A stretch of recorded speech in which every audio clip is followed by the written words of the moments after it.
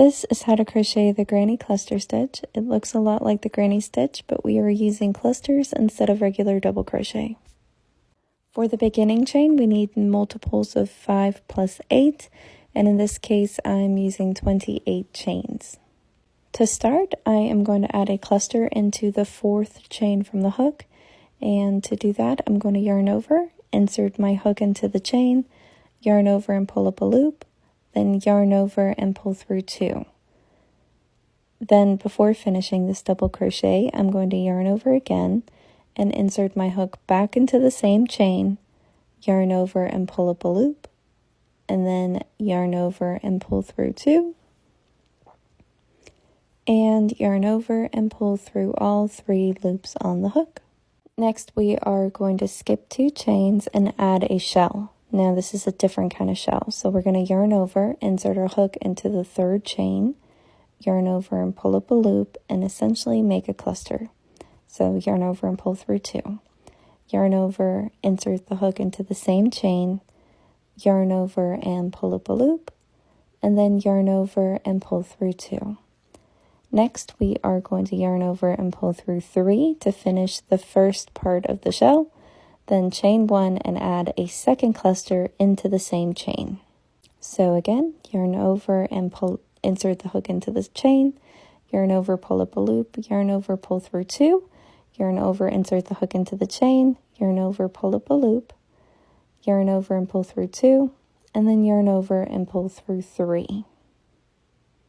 That is going to be a repeat. So we're going to skip 2 chains and add a shell.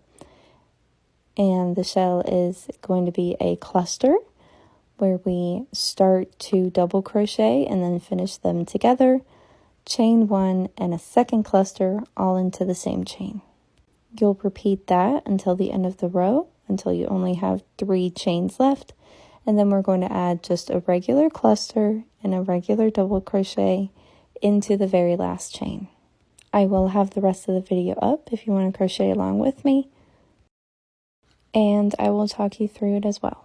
So as soon as this shell is done, we will move on to the next shell, and if you want to go ahead and move on to row 2, I will see you there. So next we are going to yarn over, skip 2 chains, insert the hook into the 3rd, yarn over and pull up a loop, yarn over, pull through 2. Yarn over, insert your hook into the chain, yarn over and pull up a loop, yarn over and pull through 2. Yarn over and pull through all 3 loops. Chain 1, yarn over, insert the hook into the chain, yarn over and pull up a loop, yarn over, pull through 2, yarn over, insert the hook into the chain, yarn over, pull up a loop, yarn over, pull through 2, yarn over and pull through 3. Next we are going to do that again. So add a cluster into the 3rd chain, and just so you know, the cluster is technically a double crochet decrease, but instead of crocheting 2 stitches together, you're putting it all into 1 stitch. If you are wondering about the cluster stitch, so there are different variations of the cluster stitch. Essentially what makes a cluster stitch is that you start however many stitches you want, and then you finish them all at once. So you can do that with the double crochet, the half double crochet, the single crochet, I think, and the treble crochet. You can do that with any of them. You can do 2, you can do 3, you can do 15. It's totally up to you. But we are starting the next shell. So here we go, chain 1, add a second cluster into that same chain. So start the first double crochet and then start the second double crochet, and then finish both double crochet. I am also going to point out my middle finger and thumb again. I do that every single time. So my middle finger and thumb help find the next chain, and they also help me get even stitch sizes by moving them up along with my hook and rotating the double crochet as I'm yarning over and pulling through stitches.